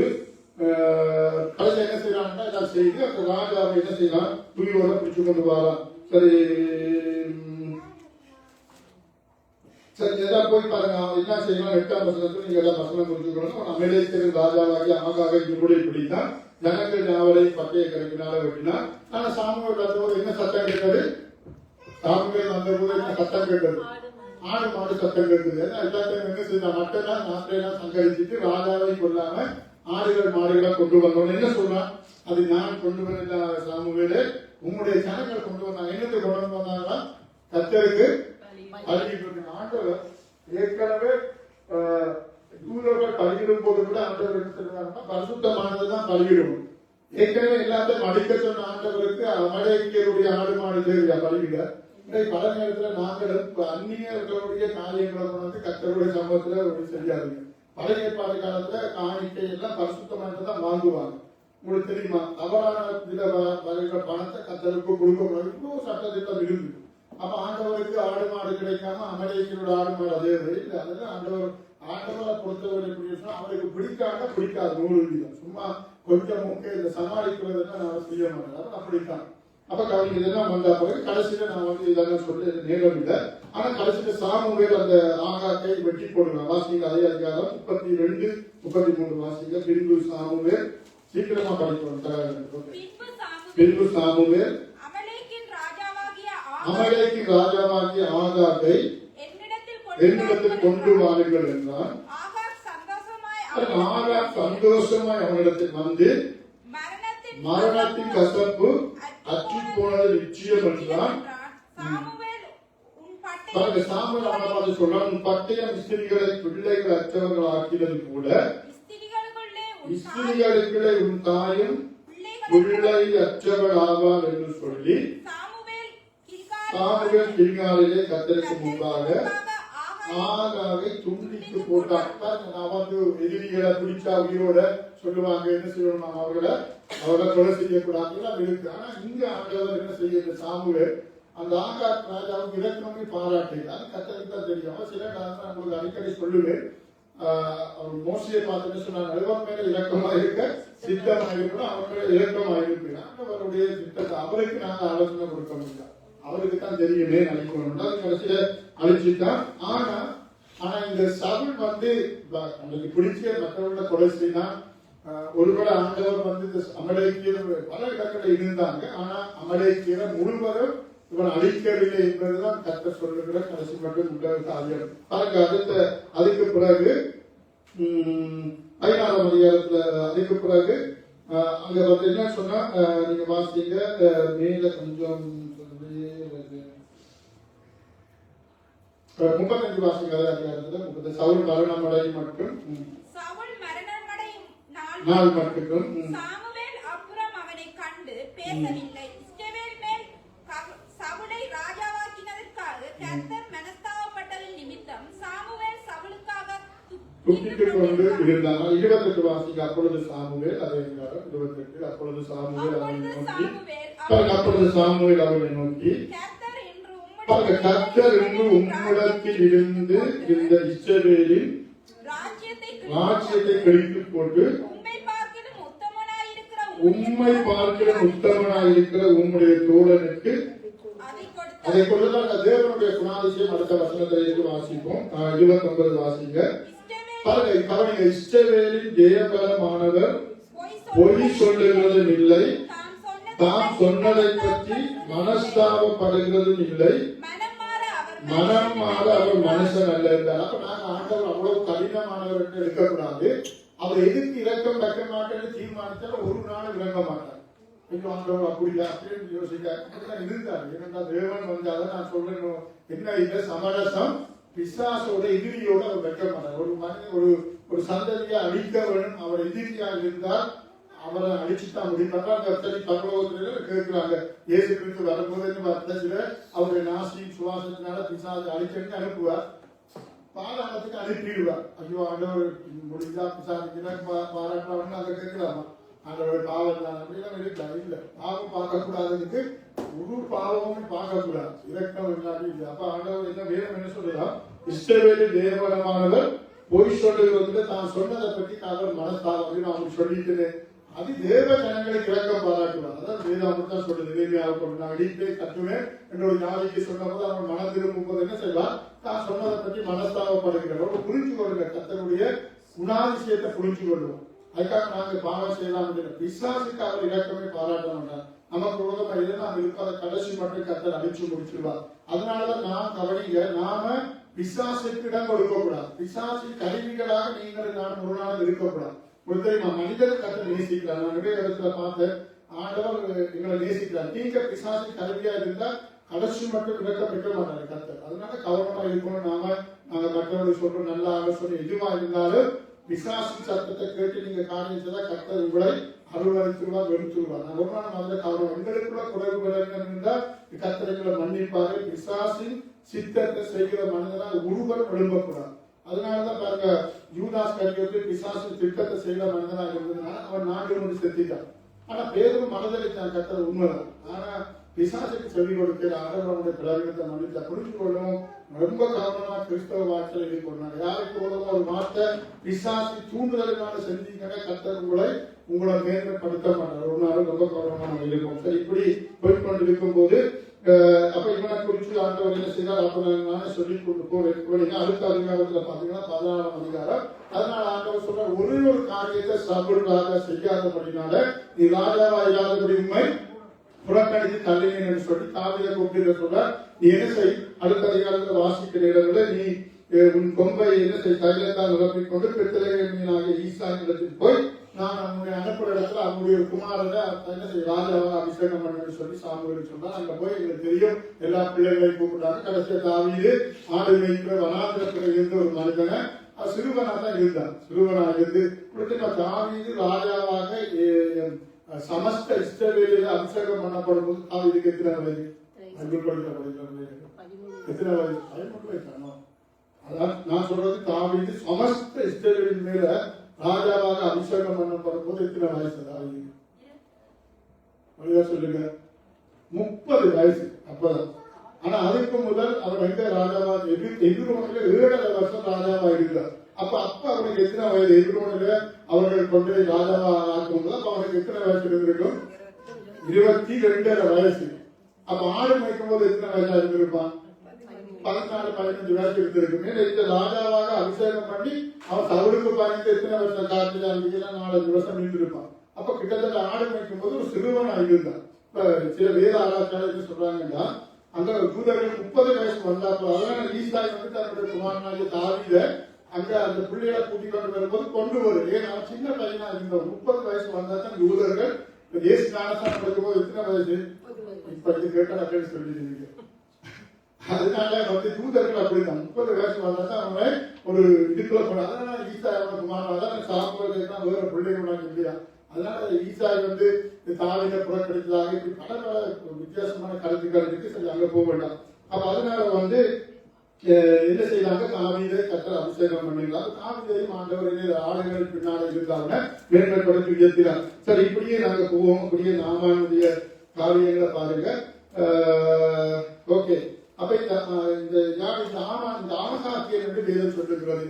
இந்த ஆகாக்கியனாகிய இந்த ஆகாக் வந்து ராஜாவை வெட்டி போடுகிறாங்க. இந்த ஆகாக் யாரும் இப்ப பார்க்கணும். இப்ப நாங்க முதல் ஆட பார்த்தோம் மாமான் என்று பார்த்தோம். இந்த ஆகாக் என்கிற ராஜாவுக்கு, அதாவது அவனுடைய பேர் ஆகாக் இல்லை, அது அவருடைய ராஜ பேர். இப்ப பார்வோன் என்று சொல்லப்படுது. அதை மோசேக்கு எகிப்துக்கு போனா பார்வோனோடு பேசினா அந்த பார்வோன் என்பது ஒரு பொதுவான பெயர். அமெரிக்கருடைய ராஜ வம்சத்துக்கு என்ன பெயர்? ஆகாக் என்று பெயர். அது ஆகாகியன் அப்படின்னு சொல்லப்படுகிறது. சரி, இப்ப இந்த ஆகாகியனை குறித்து நாங்க கொஞ்சம் அப்படியே போவோம் நேரம் இருக்காங்க. இதுக்கு பிறகு நீங்க பாத்தீங்கன்னு சொன்னா இந்த சாமுவேல் ராஜாவாக வந்த பிறகு இந்த அமலேக்கியரோட தாவீதும் யுத்தம் பண்ணிருக்காங்க. அப்படின்னு என்ன அர்த்தம் சொல்லுங்க? இந்த சவுல் ராஜாவை குறித்து தேவனுக்கு என்ன திட்டம் இருந்தது? பிசாச அல்லது அமலேக்கியரை முழுவதும் அழிக்க வேண்டும் என்கிற ஒரு திட்டத்தை சவுல் ராஜாவில் வச்சிருந்தது. அவர் என்ன செய்யல? பூரணமா செய்யல. கர்த்தர் எங்களுக்கு கொடுக்கிற ஊழியத்தை நாங்க என்ன சொல்லணும்? பாதியில செய்யக்கூடாது. முழு மனதோட தேவன் சொல்வதற்கு ஃபுல்லா செய்யாக்கிட்டு தேவன் அந்த பதவியை யாரை விட்டு விளக்கல, சவுலை விட்டு எடுத்துட்டார். அதனால நாங்க கர்த்தரோட சமூகத்தை நீங்க கவனிக்க என்னத்துக்கு ஊழியத்துல கூட அபிஷேகம் பண்றாரோ தெரிந்து கொண்டாரோ அதை 100 நிறைவா நீங்க செய்யணும். பாதி செய்யக்கூடாது. அல்லது நாங்க விரும்புற அளவுக்கு செய்யக்கூடாது. அப்பதான் நான் உங்களை யாரும் இப்படியா சொல்லிட்டு தேவன் தான் எதிர்ப்பாங்க. அப்ப எங்களை நம்பி என்ன செய்யற ஒரு பொறுப்பை கொடுத்த பொறுப்புக்கு நாங்க எப்படி இருக்கிறோம்? உத்தரவாதமா இருக்கிறோம். வேலை தளத்துல வேலை மணிச்சாலும் வேலை செய்யணும் தான் எல்லாம் செய்யறோம். ஆனா அதிகமா நாங்க என்ன சொல்றோம்? கத்தருக்கண்டு தேவன் எங்களுக்கான பொறுப்புலதான் மிக குறைவா இருக்கும். அந்த பொறுப்புலதான் மற்ற காரியங்களை என்ன சொல்றோம்? தலைவர்களுக்கு தேவ சமூகத்துல வாழ்றத நாங்க எடுக்கிறோம். இதுல இருந்து நாங்க எடுக்கிறோம். ஆனா வேலை காரியம் இவ்வளவு வருஷம் மேலான நாங்க வேலைக்கு போறோம். என்ன செய்யறோம்? அங்க நாங்க அரைமணிச்சாலும் முந்தி இந்த கிளம்பிட்டோம்னா அடுத்த நாள் 2 மணி நேரம் வேலை செய்யறோம். ஆனா சேர்ச்சில தான் நம்ம திரும்பி வர்றது முந்தி போறோம். பொதுவா சொல்றேன். பொதுவா எல்லா இடத்துலயும் உள்ள ஒரு சில பிரச்சனை வர மாட்டோம். எங்கதான் கை வைக்கிறோம்? ஆண்டவருடைய காரியத்துல அழைப்பிட திட்டத்துல நாங்க அதிகமா இதன் சொல்லி அப்படியே நாங்க ஒப்பு கொடுத்தோம்னா நாங்க தேவன் விரும்புற விதமா இவ்வளவு காரியத்தை நாங்க செய்ய முடியும். சரி, இப்படியே போய் சாமி அங்கெல்லாம் போன நேரம் போயிடும். இப்படியே நாங்க கணக்க வசனம் குறிச்சிட்டு நேர்களோட குழுக்க பேச முடியல. பேசுவதற்கு நேரம் உங்களுக்கு வராது. ஓகே, சரி. இப்ப இதே புத்தகத்துல அப்ப ஆண்டவர் இந்த சவுல் ராஜா, அதாவது இன்னொரு வசனம் வாசிங்க. இந்த சவுல் ராஜாவுக்கு அவர் என்ன சொல்றாருன்னு சொன்னா, இந்த சாமுவேலுக்கு இந்த சவுல் ஆண்டவர் இந்த அமலேக்கியரை குறித்து வச்சிருந்த திட்டத்தை என்ன செய்யல, நிறைவேற்றவில்லை என்பதுதான் ஆண்டவருக்கு இருக்கிற மிக மிக ஒரு கடினமான ஒரு வசனமாக இருக்கிறது. அந்த வசனத்தை வாசிப்போம். 1 சாமுவேல் 28:18 வாசிப்போம். 1 சாமுவேல் 28:18 வாசிங்க. 1 சாமுவேல் 28:18. நீ கர்த்தருடைய சொல் கேளாமலும் அமலேக்கின் மேல் அவருக்கு இருந்த கோபத்தின் உக்கிரத்தை தீர்க்காமலும் போனபடியினால் கர்த்தர் இன்றைய தினம் உனக்கு இந்த பிரகாரமாக செய்தார். கர்த்தர் உன்னுடைய ஜனமாகிய இஸ்ரவேலையும் பெலிஸ்தர் கையில் ஒப்புக் கொடுப்பார். நாளைக்கு நீயும் உன் குமாரனும் என்னோடு இருப்பீர்கள். இஸ்ரவேலின் பாளையத்தையும் கர்த்தர் பெலிஸ்தியரின் கையில் ஒப்புக் கொடுப்பார் என்றார். அதுல இப்ப நீங்க அதே வசனத்துல 14-17 வாசிங்க. அவருடைய ரூபம் இதே வசனத்துல 14-17 அதற்கு சாமுவேல் கர்த்தர் உன்னை விட்டு விலகி உனக்கு சத்துருவாக இருக்கும் போது நீ என்னிடத்தில் கேட்பானே, கர்த்தர் என்னை கொண்டு சொன்னபடியே செய்து முடித்து ராஜ்யத்தை உன் கையிலிருந்து பறித்து இந்த வசனங்கள் எல்லாம் நான் இதுல பிரசங்கம் கொடுக்கும் பரவாயில்ல பயன்படுத்தாலும் நான் அடுத்த வாரத்துல மிக்சர் செய்வோம். ரொம்ப ரொம்ப முக்கியமான ஒரு வேத பகுதியா இருக்கிறது. நீங்க பாத்தீங்கன்னா நோட்டெல்லாம் போட்டு குறிப்பிட்டு எனக்கே எல்லாம் இருந்திருக்கிற ஒரு அளவுக்கு குத்து மதிப்புல பாக்குறேன். நோட்ஸ் வாசிக்க நேரம் அவங்க இந்த வேத பகுதியை பாருங்க. சவுலை குறிச்சு நான் பாக்குறேன். சவுல் கடைசியில என்ன செய்திருக்கான், இந்த இதுக்கு பிறகு அவன் எல்லா யுத்தங்களிலே ஒரு சில யுத்தங்கள் வேண்டாம். ஆனா அவனுக்கு முடியல. கடைசியில் என்ன செய்யலாம், குறிப்பாக்குற இடத்துக்கு போகலாம். இப்ப என்ன அவனுக்கு என்ன செய்யறது தெரியா. சவுல் சாமுவேல் சொல்லிட்டா எனக்கு தெரியா, ராஜாவா இல்லாத இல்லை, கத்தர் என்ன செய்ய புறக்கணித்து தள்ளிட்டார் அப்படின்னு சொல்லும் போது அவன் அஞ்சனம் பார்க்கிறவர்கிட்ட போனான். ஒரு காலத்துல சவுல் ராஜா அஞ்சனம் பார்க்கிறவங்க எல்லாரையும் துரத்தி விட்டவன். இப்ப என்ன செய்யலாம், அஞ்சனம் பார்க்கறதுக்கு போனா இந்த வேத பகுதியை குறித்து நான் ஒரு காரியம் கூட சொல்லணும்ன்றதுக்காக நம்ம வாசிட்டு விட்டுட்டு போய் போகணும்னு கேட்டுனா, இப்ப இந்த வசனத்துல பாருங்க, அதற்கு சாமுவேல் அப்படி சொல்லப்பட்டிருக்கிறது. இந்த பகுதி என்னன்னு சொன்னா படிக்கிற பிள்ளைகளுக்கு தெரியும். சவுல் அஞ்சனம் பார்க்கிற ஒரு ஸ்திரிக்கு போறான். அவள் ஜபிக்கிறாள். அங்கிருந்து பாதாளத்திலிருந்து ஒரு மனிதன் ஏறி வருகிறார். அந்த காலத்துல அந்த காரியங்கள் விழுந்து அஞ்சனம் பார்க்க போய் பிசாசை கொண்டு பிசாசின் ஆவிகளை கொண்டு தங்களுக்கு என்ன செய்வாங்க, குறி கேட்பாங்க. தெரியும் மற்ற மார்க்கங்கள் எல்லாம் இருக்கிறது. அப்ப சவுலும் அந்த நிலைமைக்கு கடைசியில போயிட்டாரு. சாமுவேலுக்கு கேட்கிறார், எனக்காக செவி என்றா சாமுவேல் சொல்லிட்டாருன்னா கர்த்தரே உன்னை புறக்கணித்து தள்ளி உனக்கு சத்துருவாயிருக்கு, நான் உனக்கு ஒண்ணு செய்ய முடியாது. அவன் கடைசி கருத்துல என்ன செஞ்சுட்டான், ராஜாவை இருந்தவர் குறி கேட்க போயிட்டான். நான் உங்களுக்கு ஒரு காரியம் திருப்பி சொல்ற கவலைங்க, இந்த போனெல்லாம் நீங்க பாக்குறீங்க நிறைய விஷயங்கள். நான் ரொம்ப கவனமா இருப்பேன். சின்ன சின்ன விஷயங்கள்ல நீங்க கத்தருடைய பிள்ளைகள் ரொம்ப கவனமா இருக்கின்ற போன் இருக்குது. எத்தனையோ விரோதமான காரியங்கள பிசாசு. நாங்க இந்த வாலிப பிள்ளைகள் கவனிங்க, பிளீஸ் இந்த கவனிங்க, பிள்ளைகள் இருக்க ஒதுக்கீடு இந்த கவனிங்க மூலத்தான் சொல்றேன். இந்த பாருங்க, அங்க பாருங்க, இங்க பாருங்க, எல்லாரும் கவனிக்கணும். இந்த போன் பாக்குற வாலிப பிள்ளைகள் பாக்குறீங்களா, அவங்க தான் சொல்லுங்க. பாருங்க, போன் ரொம்ப கவனமா பாருங்க. போன்ல சின்ன ப்ரோக்ராம் தான் வந்துச்சு, எல்லாம் வந்துச்சு. நிறைய விஷயங்கள் போன நாங்க பாக்குறோம். நம்ம போன்ல போகும்போது நீங்க உங்களுடைய நம்பர் என்ன, நீங்க என்ன மாசம் பிறந்தீங்க, அந்த மாசத்தை குறித்து கீழே நாங்க போட்டுருவோம். வாசிகள் ரொம்ப சந்தோஷம். நான் ஜனவரி மாசம் பிறந்த என்னதான் போட்டுருக்கோம் வாசிப்போம். அதெல்லாம் செஞ்ச பாவம். அதெல்லாம் குறிக்கிறதுக்கு சரி.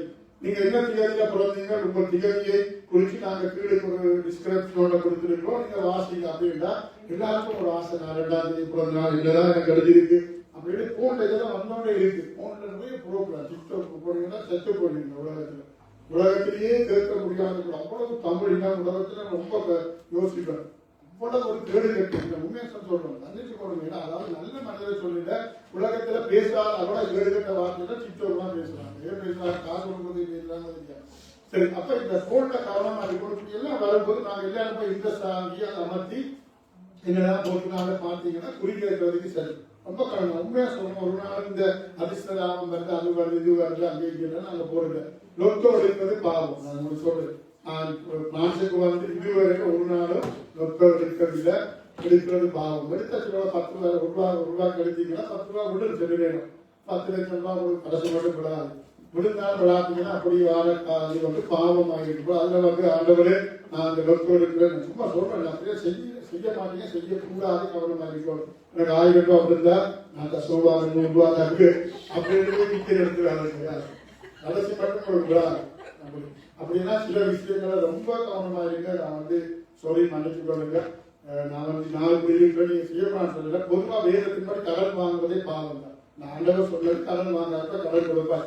சீட்டு போவது பாவம், எல்லாமே பாவம் தான். பைபிள்ல வட்டிகள் பாருங்க இருக்கு, வட்டிக்கு கொடுத்தவங்க கொடுக்காத ஓகே, ஏதோ ஒரு அறியாமலை நாங்க செய்தோம். நாங்க என்ன பொறுப்புல என்ன ஸ்தானத்துல இருக்கிறோம் என்பதை பொறுத்துதான் இந்த உலகத்தோடு நாங்க டீல் பண்ணோம். எல்லா வியாபாரம் பிசினஸ் செய்ய முடியும். எனக்கு ரொம்ப ஆசை இருந்து பிசினஸ் பண்ண நான் போய் வந்து செய்வோம். எங்களுடைய ஸ்தானத்துக்கு ஏற்ற விதமான காரியங்களை நாங்க செய்யலாம். ஏதோ ஒரு காலத்துல நாங்க செய்கிறோம். எங்களுக்கு அதை குறித்து ஒரு அறிவு வந்துட்டு சத்தியம் வந்தா கூட அதுல இருந்து நாங்க என்ன சொல்லணும், வெளியில வர வேண்டும். அதனால ரொம்ப கவனமா எல்லா காரியம் போன்ல அதுகட்ட இதுகட்ட நெற்றில போற காரியங்கள் அட்வர்டைஸ் பண்ணிட்டு அவருக்கு சும்மா ஆட்டாரு ஓகே உடனே எவ்வளோ மாய்மாலமான எல்லாம் நிறைய காரியங்கள் தவறானதுக்கு ரொம்ப கவனமா இருக்கு. அதுக்காக சொல்லு.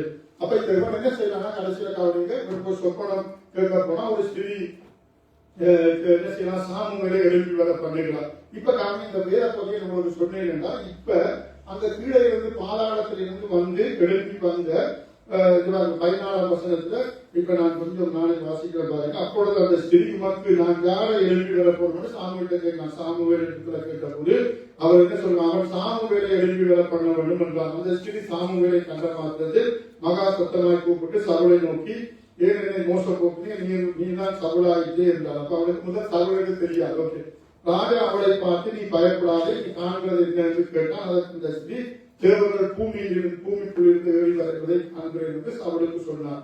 அவருடைய ரூபம் என்னவென்று அவளை கேட்டால் அதற்கு அவள் சால்வையை போட்டுக் கொண்டிருக்க ஒரு முதிர்ந்த வயதான மனுஷன் கிளம்பி வருகிறான் என்றால், அதனாலே சவுல் அவன் சாமுவேல் என்று அறிந்து கொண்டு தலைப்பட்டு குனிந்து முகமுடிந்து வணங்கினார். எழுத போது சாமுவேல் சவுலை நோக்கி, நீ என்னை எழுப்பி வர பண்ணி என்னை கலைத்தது என்று கேட்டான். அதற்கு சவுல், நான் மிகவும் நெருக்கப்பட்டிருக்கிறேன், பெலிஸ்தரனை கொடுத்து இதெல்லாம் சொல்லலாம். அப்ப நான் உங்களுக்கு சொல்றேன், இது வந்து இந்த புத்தகத்தை எழுதினவர்கள் இப்படி எழுதிட்டாங்க. சவுல் சாமுவேல் சவுலை நோக்கி அப்படி என்று எழுதப்பட்டிருக்கிறதா உண்மை இல்லை. திருப்படி இதெல்லாம் உண்மை இல்லை. நாங்க வந்து இதெல்லாம் நீங்க நிறைய வாசிச்சிருப்பீங்க. வாசிக்கும் போது அப்படியே சாமுவேல் சவுலை நோக்கி பேசுறது போல இருக்காங்க. பேசுனதெல்லாம் என்னது, இதெல்லாம் நான் ராத்திரி எனக்கு இதை குறித்து நான் எழுதிக்கும் போது ஒரு உண்மையான வெளிப்பாடு கிடைச்சிச்சு. ஆமையான உணர்ச்சினால இந்த பகுதியை சொல்லி இதை எடுத்து முடிக்க போறோம். அடுத்த கிழமை மிச்சத்தை செய்வேன், ஆசைப்பட்டு முடிக்கிறாது. அப்ப நான் இதை குறித்து நான் ஒரு உணர்த்தினால் ஆவியான சில காரியத்தை ஒரு சொல்ல விரும்புகிறேன். இதை குறித்து நான் எத்தனையோ செய்தி ஆரம்ப காலத்தில் எழுதியிருக்கேன். இதை குறித்து இந்த உலகத்துல 50க்கு 50 விதமான தேவ மனிதர்கள் இதை ஏற்றுக்கொள்ள 50 விதமாக இருக்கிறாங்க. இதை ஏற்றுக்கொள்ளாதவங்க 50 பேரும் இருக்கிறாங்க. ஆனா நான் வந்து இதை ஏற்றுக்கொள்வதில்லை. இதை வந்து பிசாசு நான் இதை வந்தா சாமுவேல் ஒரு மனிதன் மறைத்த கூட அவன் பூமியிலிருந்து எழுப்பி வர முடியாது. நீங்க மறக்கக்கூடாது. நான் ஏன் சொல்றேன், இப்படிப்பட்ட காலத்துல எங்கேயாவது இப்படியான காரியங்களை நீங்க போயிடாதீங்க. நீங்க போக மாட்டீங்க. நான் உதாரணத்துக்கு அந்த தேவ சத்தியத்தை நாங்க அறிஞ்சிருக்கணும். அதுக்காக நான் சொல்றேன். ஆனா நடந்த சம்பவத்தை பார்க்கும்போது எப்படி இருக்குன்னா, அப்படியே சுயபக்தா எழுதி இருக்கு. சொன்னதெல்லாம் சவுலை குறித்து சரியா இல்லையா, சரியானதான் சொல்லி இருக்கு. நான் இதை திரும்ப எடுக்கும் போது ஒரு பாஸ்டர் கூட ஒரு பிரசங்கத்துல இந்த வசனத்தை சொல்றாரு. நான் சொல்லிட்டு போயிட்டேன். ஆனா இந்த வசனம் யாரால யாருக்கு எப்ப சொன்னதுன்றது முக்கியம் இல்ல. இது பாதாளத்திலே இருந்து எழுப்பப்பட்ட சாமுவேல் சவுலை பார்த்து சொன்னதாக எழுதப்பட்டிருக்கிறது. ஓகே, ஆனா வந்தது யாரு சொல்லுங்க, வந்தது பிசாசு. சாமுவேலை போல ஒரு வேடம் அணிந்து வருவான். அதனால கனவுல ஏசப்பா வந்து வெள்ளை அங்கியோட நின்று மகளே என்று சொன்னாருன்னா நீங்க எல்லாத்தையும் அப்படி நம்பாதீங்க. அவர் என்ன சொன்னாரு முக்கியம், பல வேறு சாட்சியை அறிஞ்சிருக்கின்ற எப்ப தெரியும். தேவதூதனுடைய வேஷத்தை தரிச்சு கொண்டு பிசாசு வந்தார். ரொம்ப கவனமா இருக்க வேண்டிய ஆவிக்குரிய காரணம். ஒரு சில மனுஷனை நான் பார்த்தேன். சில மனுஷன் நல்ல காரியம் செய்கிறோம், ஆலோசனை சொல்லுகிறோம் என்ற பேர்ல பிசாசனுடைய சத்தத்தை கேட்டு காரியம் செய்கிறோம் இருப்பாங்க. அது மாதிரி தெரியும். அதான் நான் சொல்றேன், பிசாசு வந்து கொம்பு வச்சு இதெல்லாம் வச்சு கருத்த உருவத்தோட வந்து நாங்க உங்களுக்கு விளாக்குவோம். ஆனா பிசாசு கடைசி மட்டும் அப்படி வர மாட்டோம். நம்மளுக்கு சொல்றேன். அதனால ஏசப்பா மாதிரியும் வருவான், செக்கார மாதிரியும் வருவான். நாங்க யாரும் புரிஞ்சுக்கிறோம். சரி, சாமுவேல் வந்து என்ன சபையோட எல்லாம் பேசுவாங்க. ஆனா சொன்ன காரியம் என்னது, ஒன்றிலையும் ஒரு விதமான காரியமும் தவறா சொல்லப்படுகிறது. அப்ப எனக்கு ராத்திரி ஒரு காரியம் ஆண்டவரே இதை இப்படி எல்லாம் சொல்றாங்க, இப்படி எழுதி அப்படியே நினைச்சு நான் இதை குறித்து யோசிக்கும் போது எனக்கு ஒரு வெளிப்பாடு கிடைச்சது. நான் சொல்றேன், அந்த வெளிப்பாடு அப்படியே ஆண்டவர் வந்து யோசனை அப்படின்னா சொல்லி எனக்கு ஒரு உணர்வு கிடைச்சது. பொய் சொல்லக்கூடாது. இப்ப நான் என்ன யோசிக்கிறேன்னா, அந்த பிசாசு தான் சாமுக்கு வர முடியாத ஒரு மனிதன் மனித பிறகு எங்களை மாட்டி கனவுல வந்து என்ன செய்யறா, எங்களுக்கு இது சொல்றாங்க, தயவு செய்து கனவு வேண்டாம் இருந்தாங்க. வந்து போன மனிதர்களை குறிச்சு நினைவுகளுக்கு வருமே, எங்களோட வாழ்ந்தவங்க, அன்பார்ந்தவங்க, நேசித்தவங்க, உங்களுக்கு உதவி செய்யறாங்க. பாட்டி வந்து நீ இப்படி செய்யறது கனவுல சொன்னாங்கன்னா நிறைய பேருக்கு சொல்றது, அம்மா வந்தா அது வந்து இது வந்து நான் என்ன பண்றது சொல்றேன், நீங்க பைபிள் இருக்குது, அம்மாவும் தேவையில்லை, பாட்டியும் தேவையில்லை, அப்பாவும் நமக்கு தேவையில்லை, பைபிள் எல்லாம் இருக்கா இல்லையா, எல்லாம் இருக்கு. ரொம்ப கவனமாக நாங்கள் காரியங்களை செய்யணும். அதான் நான் பொதுவா இந்த அந்நிய காரியங்களை குறித்து எனக்கு உண்மையில சொன்னா இன்ட்ரெஸ்ட் செய்வராது, கேட்கவே மாட்டேன். எனக்கு அது அவசியமும் இல்லை, தேவையும் இல்லை, நமக்கு அது தேவையில்லை. பிறகு நீங்க வந்து ஒரு பிறவினமான காரியத்தை முந்தியெல்லாம் வந்து பேர்படம் பார்த்தாங்கன்னா, சில பிள்ளைங்களோட சின்ன பிள்ளைங்க தாயாரோட அந்த காலத்துல பேர்படம் பார்த்தாங்கன்னா, அதுக்கப்புறம் அந்த பிள்ளைகள் ஒரு குறிப்பிட்ட காலத்துல வித்தியாசமான வியாதி வருத்தம் எல்லாம் வந்துருங்க. அப்ப அதனால வந்து இதற்கு ரொம்ப கவனமா இருக்கும். ஏன்னா உண்மையா சொல்லி நான் சொல்லக்கூடாது, என்னுடைய சாட்சி வந்து எனக்கு இந்த பேர் விசா அதை குறித்து பயமே கிடையாது. நான் இந்த சேர்ச்சில அப்படி அங்க வந்து இந்த பாஸ்டர் கூப்பிடுவாரு, நாங்க அப்படி செய்யறோமா செய்ய பேர உண்மையா சீரியஸா சொல்றேன். நான் ஏற்கனவே பேசிட்டு அவர் ஒரு பேர் பிடிச்சாலும் கொண்டுவா இதை போய் இயேசு நாம அவனதான் சொல்ற, வேற ஒன்றும் செய்ய செழிப்பாளெல்லாம் அடிக்கிறது அது சொன்னா அது போயிடும். இப்ப நாங்க அதெல்லாம் வந்து கண்ணால பார்த்தேன். நான் சொன்ன பாஸ்டர் குணச்செல்வ பாஸ்டர் ஒரு பேர் பெரியோட்டி குணச்செல்வம் நான் சொன்னேன் அங்கே இருக்கிறேன். அப்ப என்ன சொல்றேன்னா, நாங்க எங்க வளர்ந்தோம், இந்த சபையில இந்த சத்தியத்தைன்றது ரொம்ப மிக முக்கியம், சரியான முக்கியம். அப்ப எல்லாம் அனுபவம் ஆக்கிரிய வாழ்க்கை நமக்கு வேண்டும். சரி, இங்க வந்து நான் பேசுகிறான். இப்ப நான் இன்னும் உணர்ந்து கொண்டேன் ஆண்டவரே, அப்ப நானே கேட்டேன், இதெல்லாம் சரியா தானே சொல்றேன், பேர் சாமுவேல் இல்லை அப்படின்னு எனக்கு ஒரு எண்ணம் வந்துச்சு. ஆனா என்ன காரியம் அதை குறித்து என்ன குறிச்சு வைக்கணும் ஞாபகம் இல்லை. இப்ப கவனிங்க, இதெல்லாம் சொல்ல முடியும். அப்ப இந்த சாமுவேல் சவுலுக்கு இப்ப என்ன பிரச்சனை, அவனுடைய பிரச்சனைக்கு ஒரு தீர்வு சொல்லணும். யாரு சொல்லணும், சாமுவேல் வந்து சொன்னாதான் அவனுக்கு ரொம்ப சந்தோஷமா இருக்கும் அப்படின்னு அவன் நினைக்கிறான். அப்ப அப்படி நினைக்கிறதுனால பிசாசு வந்து என்ன செய்யறாங்கன்னா, கவனிங்க, இந்த சவுல் செய்ததே ஒரு பாவம், அவன் தேவனுக்கு பிரியமான ஒரு முயற்சி தான் இல்லை. அப்ப நாங்க தேவனுக்கு பிரியமில்லாத முறையில போய் தேவனோட பேச வேண்டும் செய்ததே தவறு. இந்த பிசாச பாடல என்ன செய்வாங்க இதான் உணர்ந்து கொண்டேன். அவன் எங்களை ஒரு பாவத்துக்குள்ள எங்களை நடத்துவான். ஒரு பாவம் செய்யறதுக்கு நான் தான் சொன்னேன், எங்களுக்கு கற்று வச்சுக்கிற நேர்மையை அடைய முடியாதது எங்களை பாவம் செய்ய தூண்டுவான். அதான் சொல்றேன், இது ஒரு பாவத்தை செய்ய வைப்பான். செய்ய வச்சு ஒட்டுக்குள்ள என்ன செய்வான் சொல்லுங்க பார்ப்போம். நாங்கள் அந்த பாவத்தை செஞ்சுட்டு மனம் திரும்பாத பட்சத்துல நாங்க மனம் திரும்பாத பட்சத்துல எங்களோட மனச்சாட்சி என்ன செய்யும், குற்ற மனச்சாட்சி நம்ம பாதிக்கும். என்ன செய்யும் சொல்லுங்க, பாதிக்கும் போது இப்ப சாட்சி திரும்ப வருவான். எப்ப வருவான், அதெல்லாம் செய்ய பண்ணினா பிறகு மறுபடியும் வருவான். அப்ப கடவுள் வந்து பேச மாட்டாரு, அதை சொல்ல மாட்டார். மனச்சாட்சி பாதிச்சா பிறகு பிசாசு தான் வருவான். எப்ப மனச்சாட்சி இல்ல வந்து ஒரு பாவம் செய்வதும் கொண்டு நாங்க மனஸ்தாபப்படும் போது கர்த்தர் நம்மளோட பேசுவார், ஆவியானோட பேசுவார். ஆனா மனச்சாட்சி பாதிக்கிறது யார் தெரியுமா, பிசாசு தான் நம்ம அப்படி செய்வாங்க. மனச்சாட்சி பாதிக்கும் போது பிசாசு வருவான். இப்ப அவனுக்கு என்ன வரும், ரொம்ப சந்தோஷம், அப்படியே சிரிச்சு கொண்டு வருவான். இப்போ உள்ளதெல்லாம் சொல்லுவான்.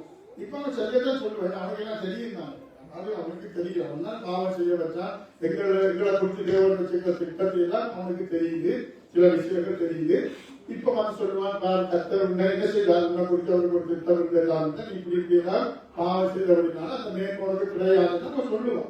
இப்ப பாருங்க, நான் வந்து இலக்கையில் இருந்த போது சில பிசாசு பிடித்த மனுஷர்களை நாங்க உரிய காரணமாக கிடக்கும் போது அவங்க சொல்லுவாங்க, இன்னார் எனக்கு செய்தாங்க, பெரியப்பா செய்தா, சித்தப்பா செய்தா, பேரெல்லாம் சொல்லி சரியாதான் சொல்லும், பொய்யும் சொல்லும் சிலது. ஆனா அவங்க அதெல்லாம் கேட்க மாட்டாங்க, சொல்லுவாங்க இன்னாருடைய குடும்பம் என்ன செய்தாங்க, இப்படிப்பட்ட அனுபவம் இருக்கு.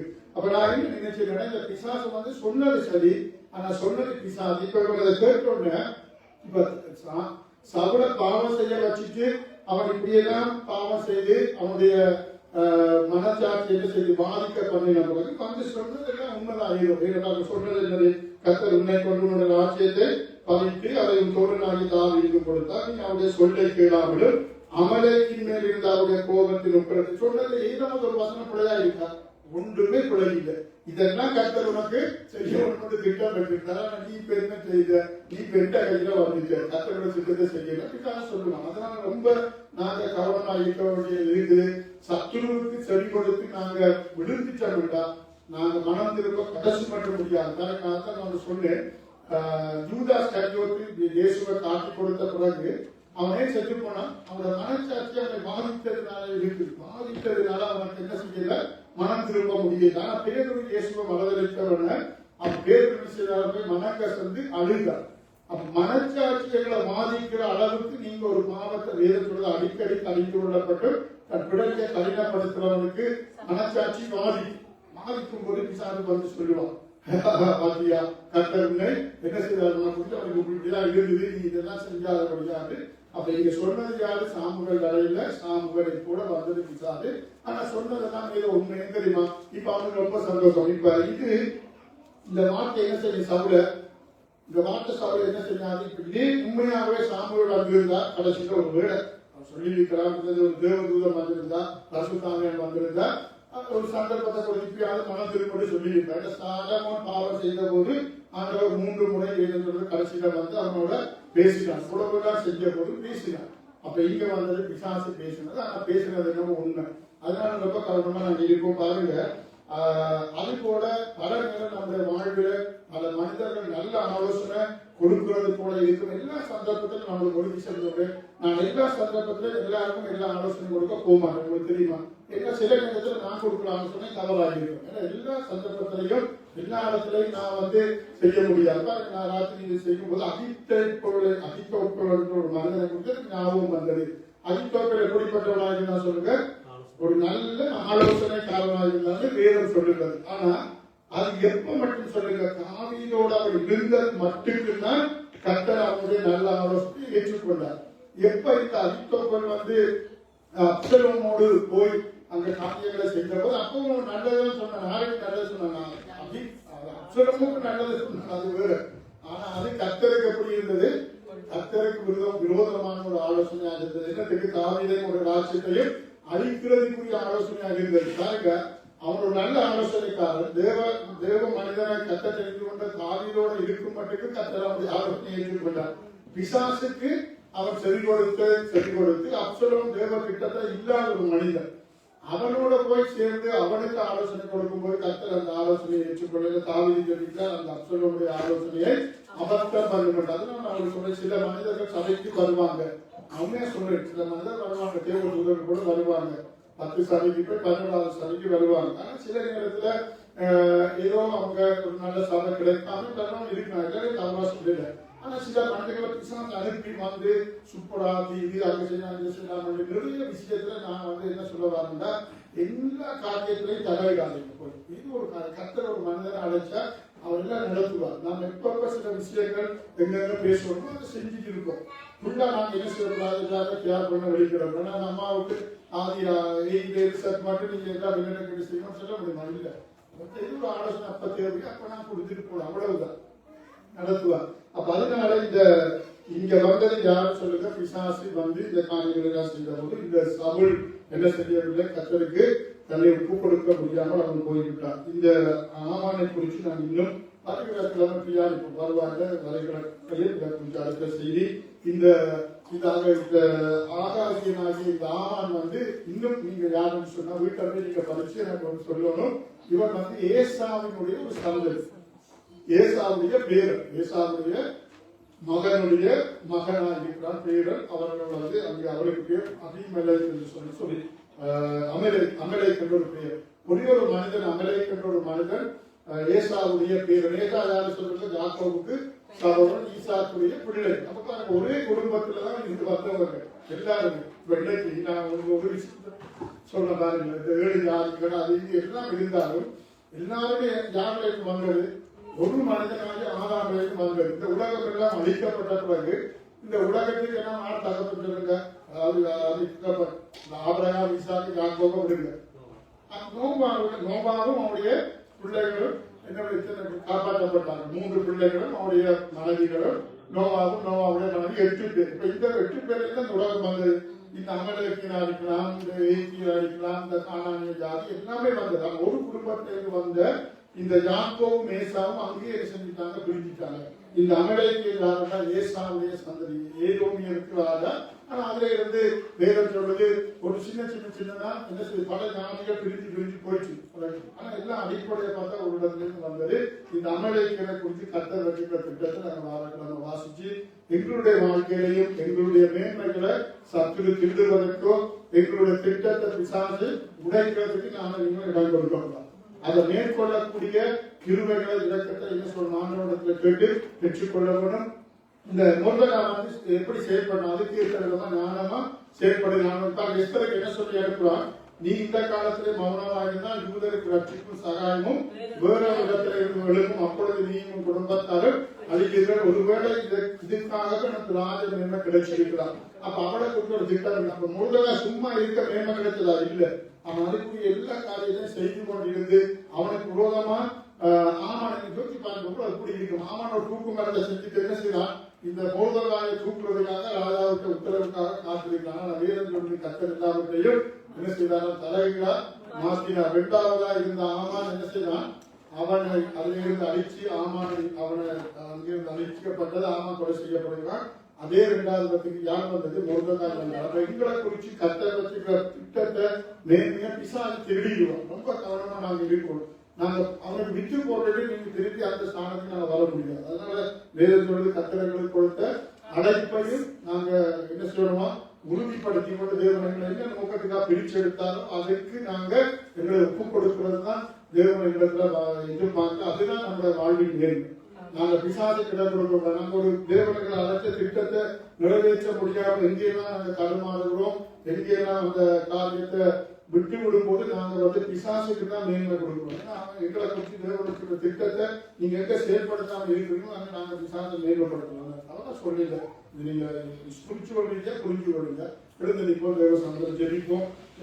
மீதி இந்த அமலேக்கியனை குறித்து சில காரியங்கள் கண்டிப்பா உங்களுக்கு சொல்லணும். இந்த அமலேக்கியனை குறித்து கர்த்தரை இலக்கமே வைக்கல அப்படி என்று சொல்லி நான் வந்து சில காரியங்களை வந்து தியானிப்போம்.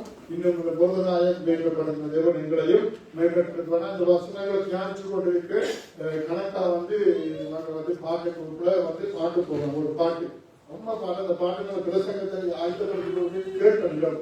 12:30 மணி இருக்கும் அந்த பாடலை நாங்க பாடி நாங்க ஜெபிக்க போறோம். கடைசியா பாருங்க, கடைசிக்கு முதல் பாருங்க பாட்டு. தேவனங்களை அழைத்திருக்கிறார். எங்களுக்கு விரோதமா உபத்திரவம் வரும், துன்பம் வரும், பாடு வரும், எல்லாம் வரும். நாம் அதையெல்லாம் தாண்டி தேவனங்களுக்கு வச்சுக்கிற மேன்மையை நீங்க காணவனமா இருந்தா என்ன செய்யணும் சொல்ற கர்த்தருக்கு ஒப்பு கொடுக்கும். சாதுக்கு எதிர்த்து நிலையில் அப்பொழுது அவங்களை வச்சு ஓடிப்போமான் என்று வேறு சொல்ல செய்தி ஜெபிப்போமா. எல்லாரும் ஜெபம் பண்ணுவோம். எங்களை குறித்து தேவனத்துக்கு மேன்மையை நாங்கள் இடத்தி விடாதபடி எல்லா சூழ்நிலைகளிலும் நாங்கள் ரொம்ப கவனமா இந்த நாட்கள் இருக்க வேண்டிய காரியம் இருக்கிறபடினால எல்லா விதத்திலும் இந்த உலகத்தின் காரியங்கள், பாவங்கள், அசுத்தத்துக்குள்ள விசாசியங்களை குறித்து வச்சிருக்க தேவ திட்டத்தை உடைக்க நாம் இடம் கொடுக்காதபடி கர்த்தர்களை குறித்து வச்சிருக்க திட்டத்துக்கு நேரங்களை ஒப்பு கொடுப்போமா. ஒப்பு கொடுத்து நன்றாக சேர்ந்து சோதரம் நன்றியோடு துணிக்கிறோம், சோதரிக்கிறோம், சோதரிக்கிறோம், சோதரிக்கிறோம். அவர்கள் அன்பு குறிச்சு வச்சிருக்க திட்டங்கள் பாத பாட்டுகளை நாம் ஒப்பு கொடுக்கிறோம்.